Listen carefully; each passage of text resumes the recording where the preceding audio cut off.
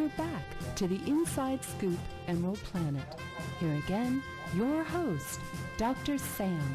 Hello and welcome to the Emerald Planet. We come to you on a week-to-week basis, looking around the globe in 144 different nations, looking for those 1,000 best practices, technologies, services, and products, and the leaders, of course, that are making a difference as we move through the 21st century. I'm Dr. Sam Hancock, the President and Executive Director of Emerald Planet and the Emerald Planet TV. And what we're looking at is what is going on around the globe, coming out of the major universities in the United States, as they create the best practices for the future. And I have a gentleman sitting right beside me who's been on Emerald Planet before. This is Michael Schindler.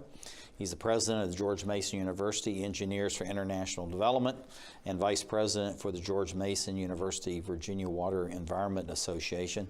And Michael, welcome back to the Emerald Planet. Thank you. Good to be back. Good to have you with us. And this is exciting what you're doing.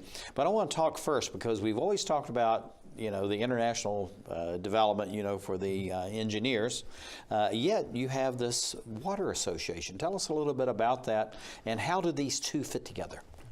So we started somebody else actually started the Virginia Water and Environment Association group at George Mason, and it is pretty much the same people as they are in EFID. Badana is a part of both. She's the president of VWEA. And it's the same people really, but VWEA is more geared towards domestic and competing. And when you say VWA, you're talking about Virginia Water Environment Association. Yes. And that's critically important because as the water resources are actually dwindling in the United States, most people don't think that, but many of the rivers are less flow now and consistently because of climate change and other, population expansion and all that. It's critically important to have that. But you see these two working together hand in hand, these two organizations. What would be the subtle or not so subtle difference between the two, and why have two organizations if most of the members are the same in both organizations? So EFID is more geared towards international work and more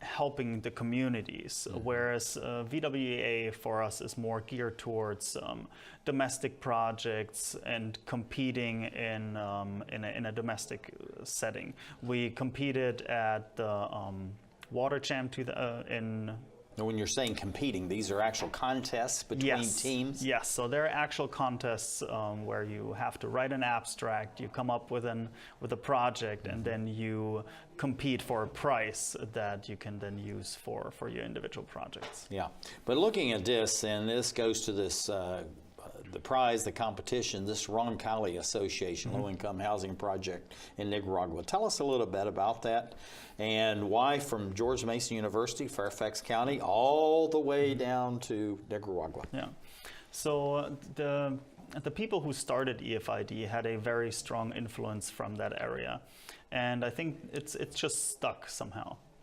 And Roncalli has contacted us to help them out with a major infrastructure and low-income housing project. And we accepted a challenge. We have never... So actually the challenge came from the country itself and the people that are doing it there, all the way back to George Mason. Yes. That's interesting. We have a contact here in the U.S. that established that contact with the association Roncalli, John Mooney, and he is a very nice person and helped us out to establish that contact, and since then we've been working all together hand in hand to get that project rolling, and we plan to travel there very soon to have a assessment trip and see firsthand what is needed. We will talk to locals, to officials, to really get an idea of what is needed down there. Yeah, and looking at the charts, the photographs you have here, which will be going on behind us as we're talking, it gives you an idea of just the scope and scale of this whole thing. But why have such an international project? I know George Mason University is very internationalized. Yes. Actually, your Engineers for International Development is very internationalized. But why reach into those countries when within 5 to 10 miles of the campus of George Mason University, there's many projects that could be developed there as well.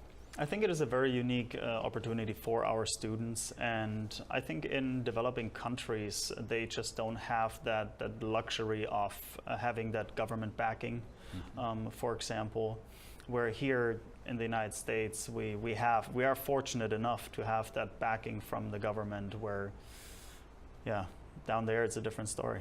Yeah, well, it's really interesting, and many countries, I'm not saying this is about Nicaragua, but many countries are much more socialized, and you have other forms of government.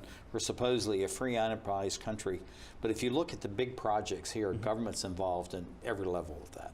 Yeah. Whether it's the local, state, regional even bodies, and national. So looking at that, this is a 3,000 size, 3,000, I'm emphasizing that, housing units, and you're going to do all the infrastructure.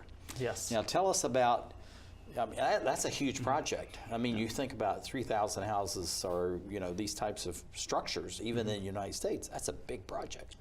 Yes, and it is. this is going on in Nicaragua. Yeah. So the plan is, there are two properties. One is Gruta Javier and the other one is La Polvosa. Gruta Javier is supposed to become a middle-income community, and the profit that is made from those houses will then be reinvested into the low-income housing project at La Polvosa.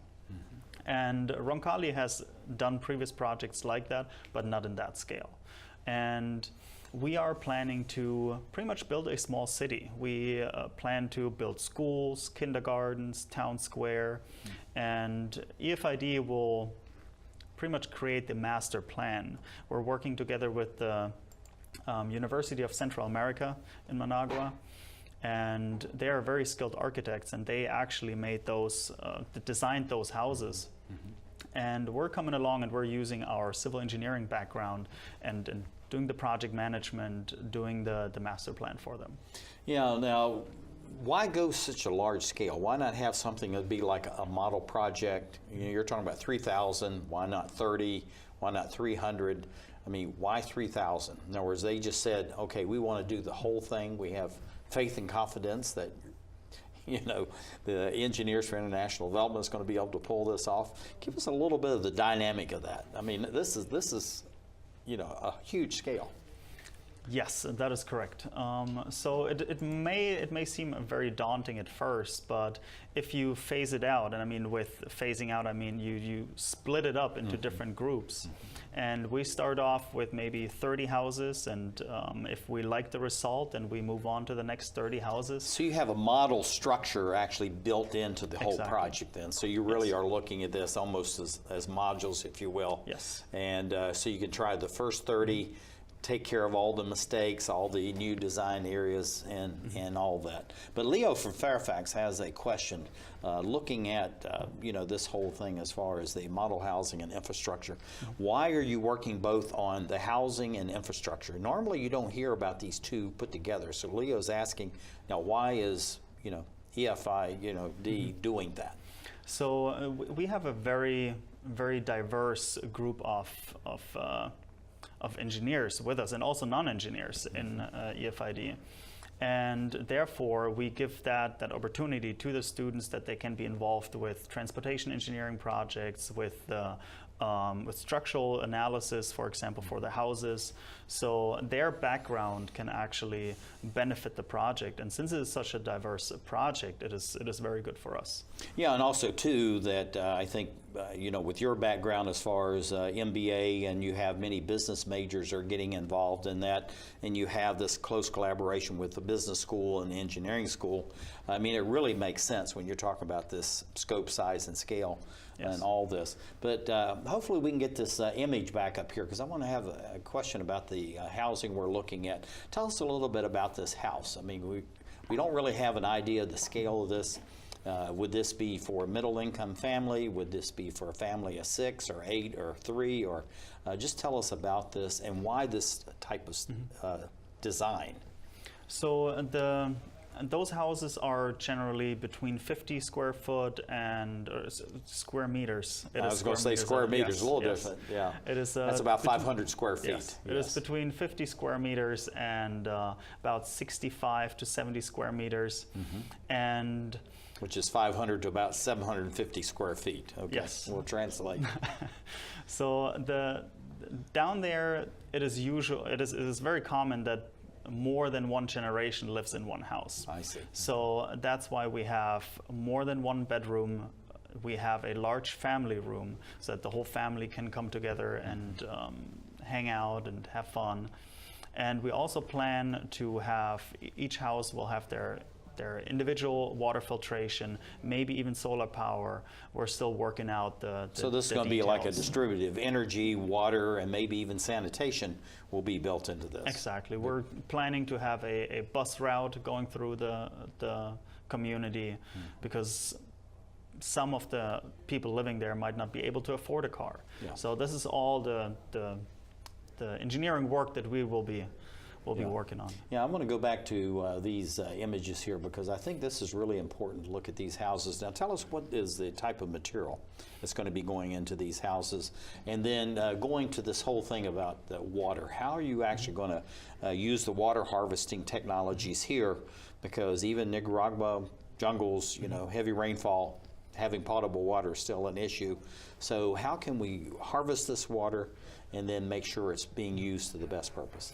So there's actually a hill or a small mountain on the property of La Polvosa, and we plan to have a water tower that will supply efficient water pressure to the community all day long. We've done a similar project in a different location in Nicaragua, and we were able to provide water, sufficient pressure to an orphanage all day long, and we want to do the same thing for that community. Yeah, well, this is just a tremendous project. I'm going to leave this up. We've run out of time. Where do you see all this going for you in the next 5, 10, and 15 years, getting this kind of experience, this scale? I mean, it seems like a very bright future.